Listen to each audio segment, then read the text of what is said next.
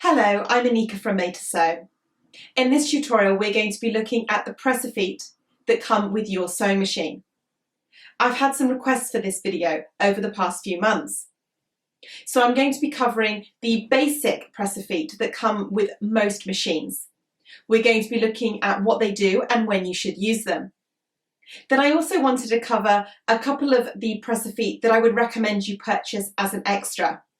Things that might make your life easier or help improve the professionalism of your project. Let's start by looking at the standard presser foot you might receive with your sewing machine. This is the presser foot that you'll be using most of the time for the majority of your sewing. You will find that these vary tremendously between different makes and models, so I have a small selection to share with you here. The presser foot central left is the presser foot that comes as standard with my Husqvarna machine, and the one on the right is for a brother machine. You can see how they're different, especially at the front. The Husqvarna one has got a few sort of little nooks and crannies that you can use for lining up fabric, whereas the brother one has a clear piece of plastic for you to be able to see through. You will probably find that your sewing machine has a second foot deemed to be another standard or universal foot. And that's what this foot was here for my Husqvarna. It was the second option that I could use. Now really, when it comes to the standard foot that you're going to want to use most of the time for your sewing, you need to think about the stitch that you're working with. If you're working with a stitch that has any width, such as a zigzag, or perhaps you want to move the needle over to one side, left or right slightly, you need to make sure that you're not using a foot like this. This is a straight stitch foot only for the needle in the central position. There's a small hole where the needle will go in and out of.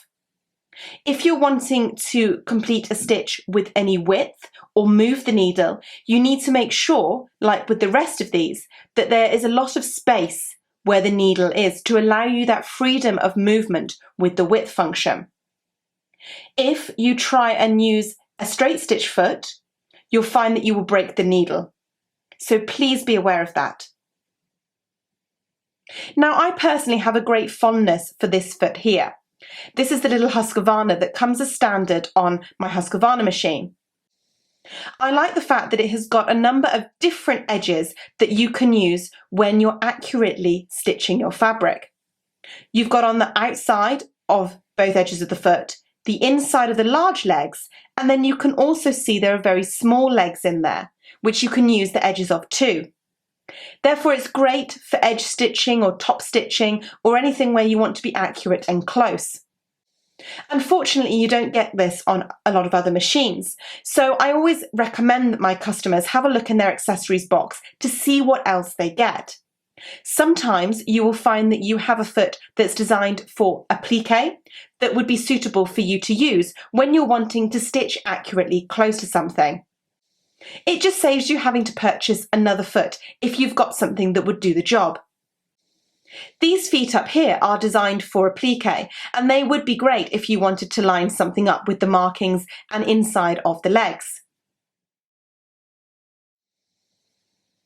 The next foot that most sewing machines will come with, even if you've got the most basic model, is a zipper foot. You can use the zipper foot to sew zippers, to work with piping or cording, or if you just want to sew close to the edge of something. Again, they can be different based on the brand and model of your sewing machine. But more often than not, they look like this, little bulldozers.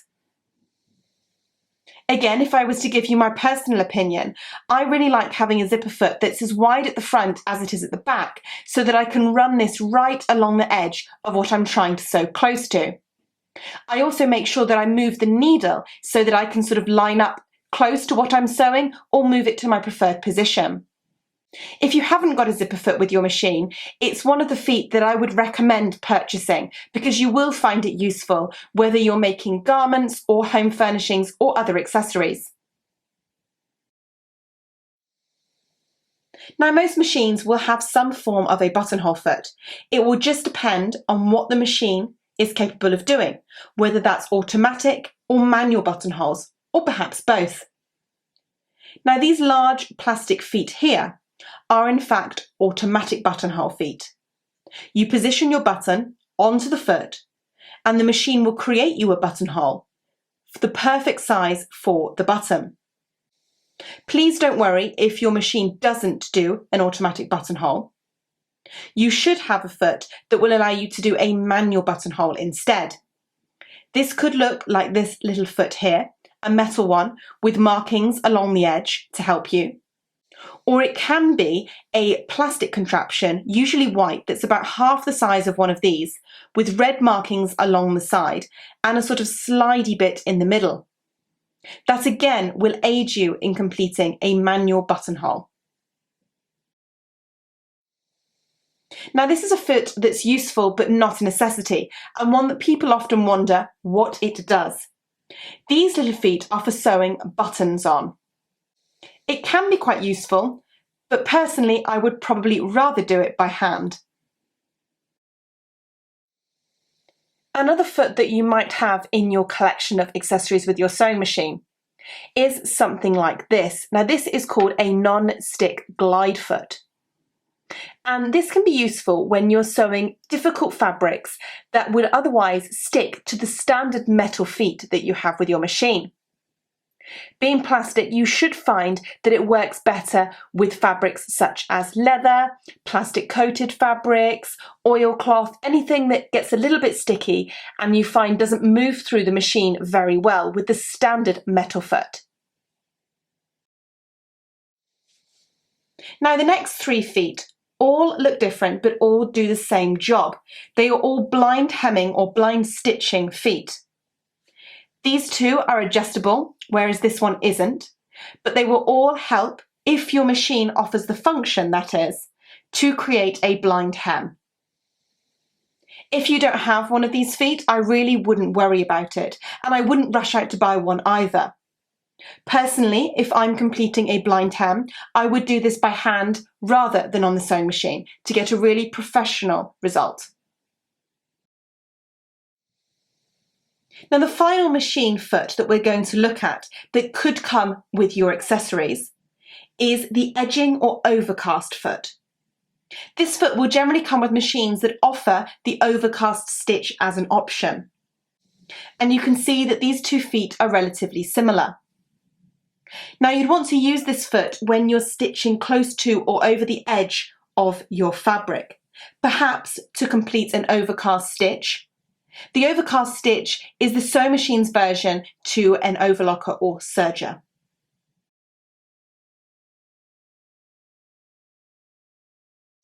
Now I want to look at a couple of presser feet that I use often and that you might find useful with your sewing machine.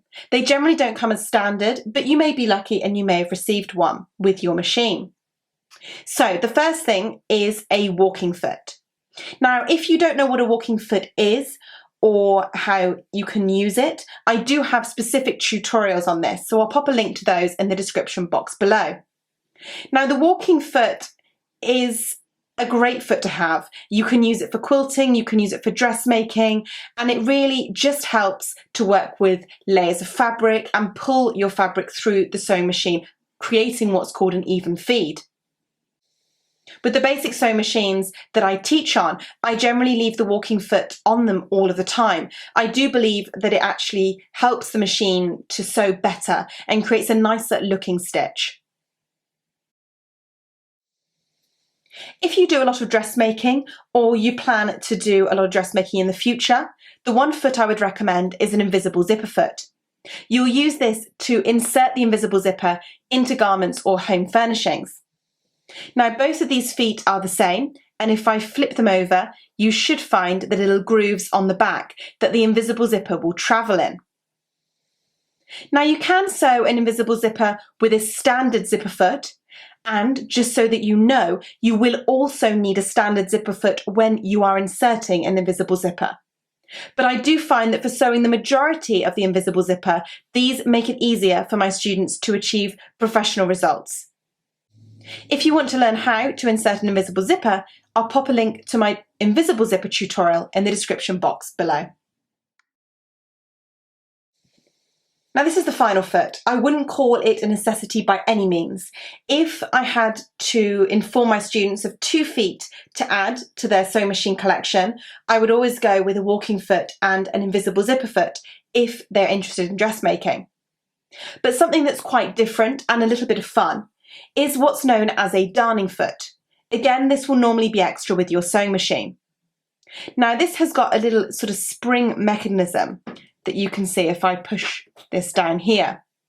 And this is great for free motion embroidery if you're interested in learning how to do that. Now you can use it for what it's known as, darning, but I would say that free motion embroidery is where this foot gets most use. So if you want to have a little bit of fun and a play around, it can be a nice one to add to your collection. So I hope that's given you a bit of an insight into the sewing machine feet that you already have and those that perhaps you want to add to your collection.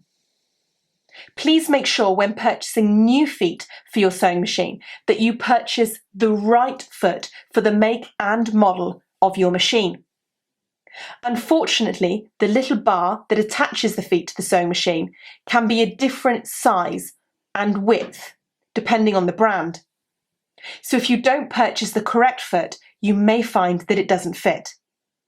You don't necessarily have to buy a brand specific foot. You can buy a generic foot, but you need to make sure that it will fit your individual sewing machine. I hope you enjoyed the tutorial and that you now feel a bit more confident about the press feet that you have with your sewing machine. Thanks for watching and good luck with your sewing.